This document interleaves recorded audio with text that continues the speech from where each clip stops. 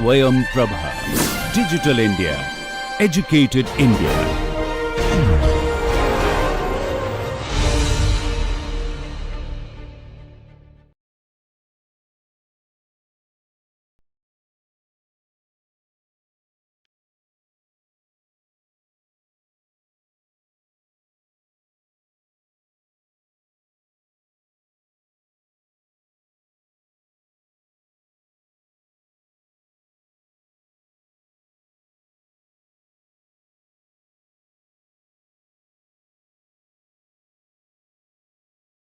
We will be having a little bit of discussion on conceptual design, and then we are going to discuss about problem identification.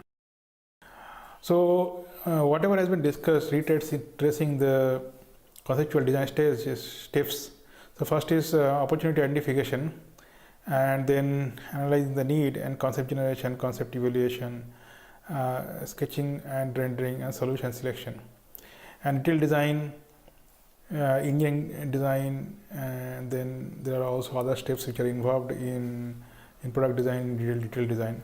So these are basically the conceptual design stages. So what do you mean by concept?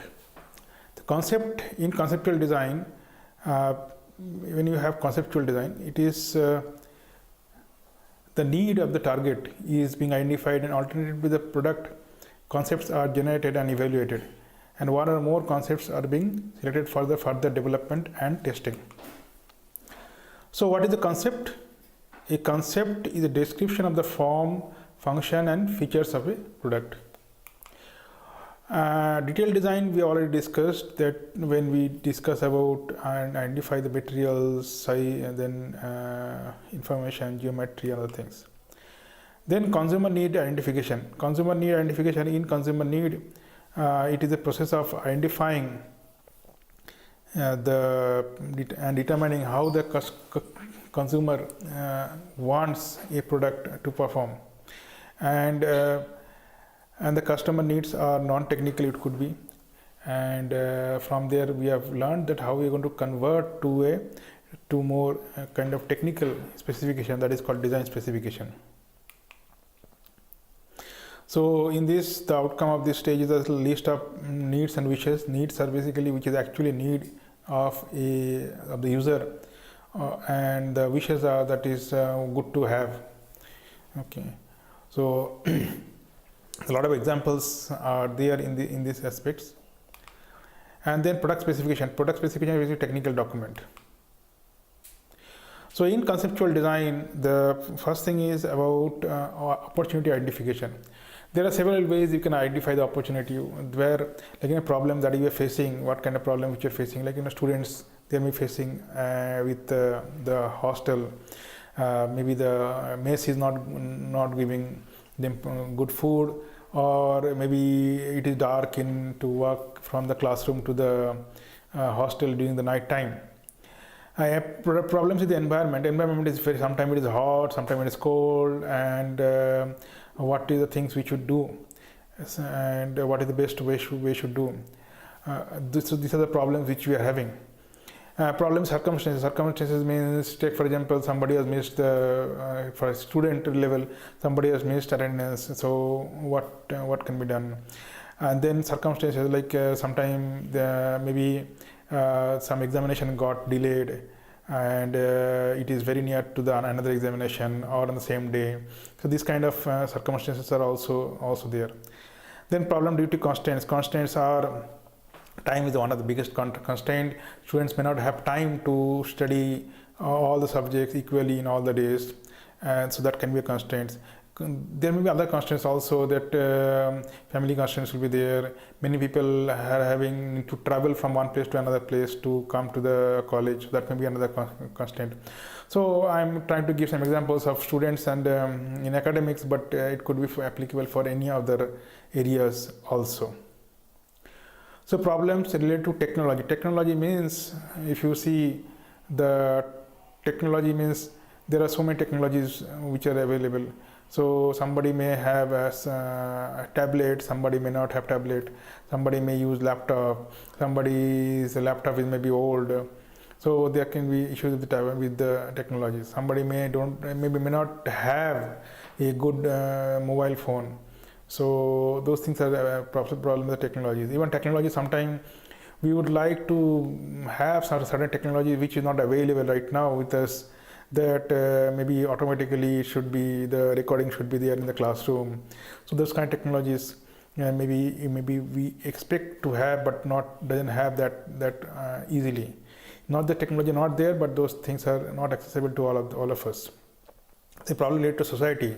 Society, there are so many problems which the students will be facing. They'll be facing about what kind of issues are in society. There may be some people who are not good in like societal problems. Take for example, like students may be going out at the night, so and that is not acceptable in many times. So this can be a problem. Global problem is like climate change is a global problem. The security is a global problem. Food security is a global problem. Local issues like take for example, some cities may have very high emissions. So that can be some of the issues. Then lack of resources is another big issue. So what is the thing? These are some of the kind of ideas which we can explore to find out the problems which we need to solve. And you can list down the working as an opportunity to and outcome of the steps. You list down the problems and select one of them which can solve and keep the resources available. So next is list down the criteria for measuring the solution.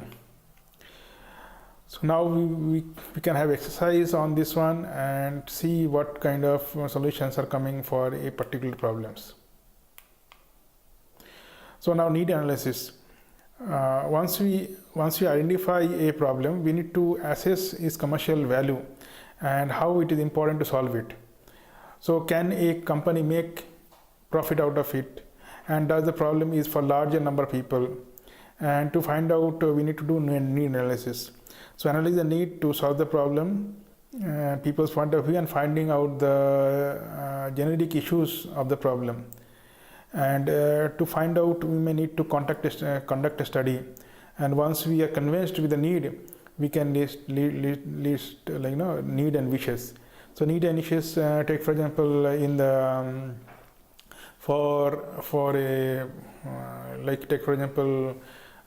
In a laptop, student's laptop, what are the need? Need is that one should be able to record one should be able to do computational work, or one should be able to type the things. One should be able to view the videos which is shared by the college faculty.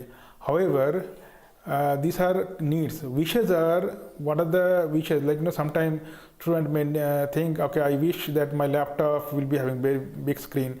I wish my laptop will have 5G connectivity, and I wish like my laptop may have something like 2 TB hard drive. Those things are wishes. It's not required. 500 GB hard drive is also fine. 2 TB may not be required. Somebody may have a very high HD display screen or full 4K display screen. That may not be required for a student, right? So those are all wishes. So we have need and wishes. So the product must satisfy all the needs and may satisfy the wishes. However, people purchase a product not only just for wishes. They also purchase products which are satisfying the need. Those who are satisfying the need only. But apart from that, people also purchase products which are not only satisfying the need but also the wishes. So good to satisfy the wishes, but the wishes need to be satisfied later. First is the need of the product should be satisfied first. So now, if we wanted to identify the problems, and the first thing is identify the aim of the study. So take for example, I wanted to understand what is the need of a laptop in a student's area. So then the first thing is, the aim of the study is to understand the need of a laptop, what kind of specification we should have, what kind of laptop a student need, and that can be done. That is the aim of the study. and what kind of student population we are using. Then gather up the data. Gather data means there are various ways which you can gather data. Like you can ask the students, all the students you can ask face-to-face, telephonic, computer assisted. Nowadays computer assisted, a lot of data is being taken. Then observational studies. Observational studies means where we observe the students and see what kind of work they are doing. So they may be taking notes in the class, they may be doing some assignments, they may actually sometime maybe during the off time they may watch movies. They may also see something which is they can learn some of the courses online in YouTube they can learn, and NPTEL they can learn. Okay, other courses, MOOC courses they can learn. So these are the things which one can actually understand if you wanted to understand the need of the students. You have to do observational studies. Interventional studies means the designer or the person who is looking for a solution, they actually mix in the group of students. So they act as if he or she is also a student, and then do the activities of the students from the morning to evening, multiple days, and then see what kind of things they need, what kind of questions they ask, what kind of problem they are facing. And then the next thing is also literature search. Literature search is maybe there are some other people who has already done these studies, published in some journals or conferences or in books, and there we can refer those books and identify what kind of need they've identified for the students for this particular product. Another thing is questionnaires. That is nowadays is very common. We make a questionnaire, take for example asking what kind of laptop you need, what are the specifications, those things, and give it to the students. Then we are going to gather data. More data is better, but it's sometimes not possible to collect lots of data. So we need to use statistical analysis to find out how many participants we need. Then we will take the data, analyze it. We can put it in a spreadsheet. We can put it in other ways. You can use the software also. There's so many softwares are available for analysis, data analysis, and then summary, trend analysis we can do, statistical analysis we can do. So maybe there's some for laptop. Maybe this trend analysis may not be showing anything. But take for example, somebody wanted to design a kind of bicycle for students. So then the statistical usage, trend analysis will be depending upon the time. Sometime requirement will be high, sometime requirement will be low. So this kind of analysis can be done. The summarization need. Summarization need means all these needs we are going to summarize, categorize into need and wishes, and then we are going to understand what exactly the students are going to need. Then express it as I told, that need and wishes. So need of the need for a laptop for the students, we can list these are the needs, these are the requirements which need to be satisfied. Then wishes are, these are the wishes which need to be satisfied by the user, which means here it is the students, number of students. And then once we have this is going to get we need to convert into product specification or product data specification, and that we are going to learn a little later. How's the quality or quality function deployment? To understand the problem in depth, especially to identify the requirement of the customers, and also to make and convert these to technical requirements. House of quality or the quality function deployment is one of the technique which is often used. There are of course many various other techniques. This is one of the technique which one can use. So quality function deployment. Quality function deployment is a process used to define customer requirements and convert them into detailed engineering drawings, engineering specifications. QFD is used to translate customer requirements, or VOC, that is voice of customers, into measurable design targets and derive them from the assembly level through the sub-assembly and component level production. So there are levels, different one, level 1, level 2, level 3. Today we will be learning about level 1 in more detail. QFD, that is quality function deployment, was first developed in Japan by Yuji Akio in late 1960s while working for Mitsubishi Shipyard. It was later adopted by many companies, especially Toyota, and especially for their supply chain. So why this is used? Often customers tend to express their likeness, like mobile phone or camera or laptop. They want something like looks good, then fast acting for something like remote, it should be ergonomic. But for companies, this kind of little bit slightly vague statement is difficult to actually make a product out of it. So they convert this into quantitative requirements, and QFD is going to help in this regard. So it is a comprehensive house-like structure. It is having house-like structure on it, and that is the reason it called house of quality. Basically, manufacturers and production faculties can use this quality assessment and for also prioritizing the need and technical details. So first thing is, in the slide, that QFD, the first thing is the customer requirements. There are multiple requirements, so the customer lists down them. We'll see in a short while a complete example of this one. Then these requirements which are given by the customer is ranked in terms of importance ratings.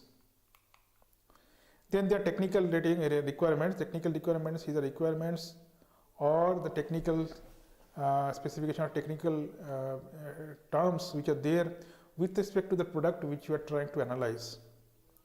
Once we have this technical requirement, we are going to list it down and then we are going to have a relationship matrix. We learned about this metric now. After this relationship matrix, we will have also a correlationship between these metrics, between these technical requirements and how these are related to each other, how these are influencing each other. Apart from this, we will also have comparative analysis, the right, and down the technical attributes. And ultimately, we are going to have technical evaluations. So if you say the customer requirement is what, technical requirement is how, comparative assessment is now, and ultimately the technical attributes are what we are going to do later, what we are going to get, the actual attributes. So let us take an example. Let us take a bike design.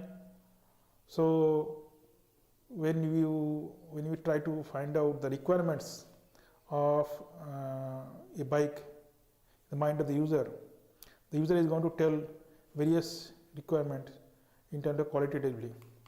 So customer requirements can be something like they want speed, high bike speed in their bike. It should be fast. It should have good mileage because most of the customers are college graduates or recently who got job. So they want mileage is very important for them. Cost is also actually very important. Another term is here which is important. And maintenance, it should be low maintenance.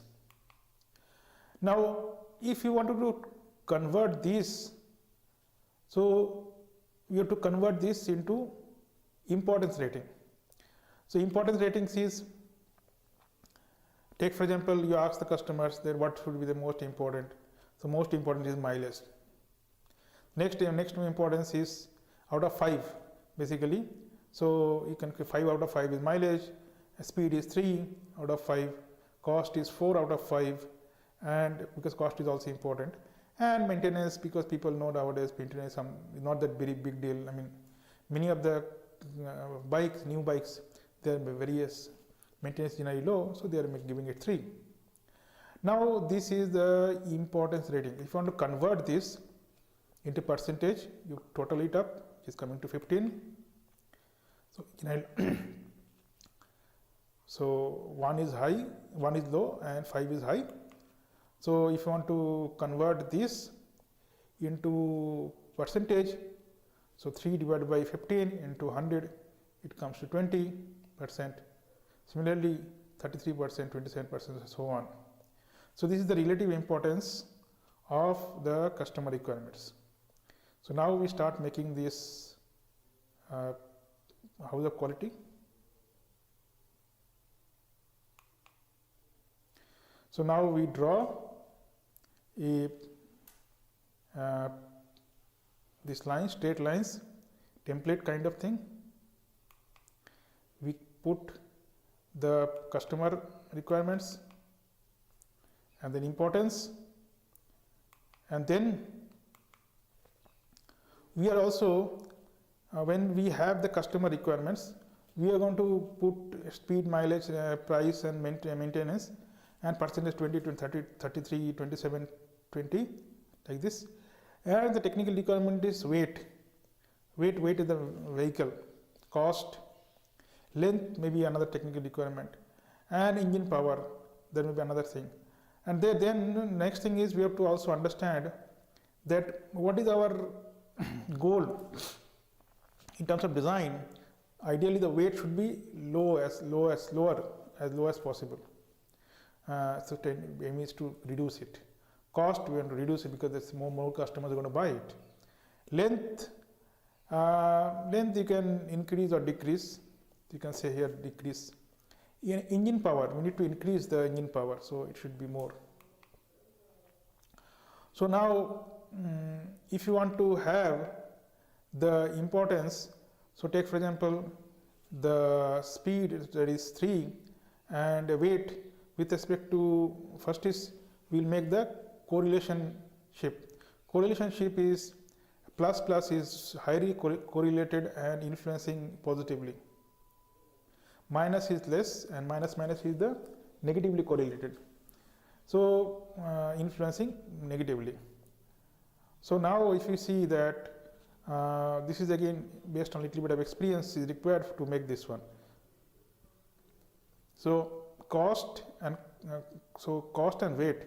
So generally the weight is increased, cost is going to sometime increase because of the material cost is involved. However, cost and weight and power has relationship, because more weight it will require. So if the weight is increased, power requirement is also going to increase. And cost and length is minus. So all these things you can do this as some of the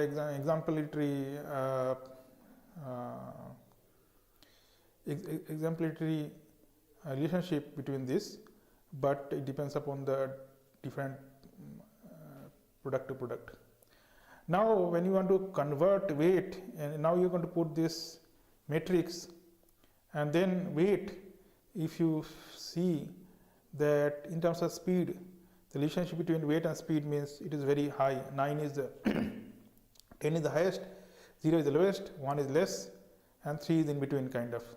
So weight and speed. So weight and speed means so these are related to each other, and it is going to get influence. And similarly, weight and mileage, cost and speed, that is not much, no relationship is there among them. So similarly, we'll put all the data as per our understanding of the product, and then we are going to multiply. So 9 into 20 plus 33 into 9 plus 27 into 1 plus 20 into 1, that is 524.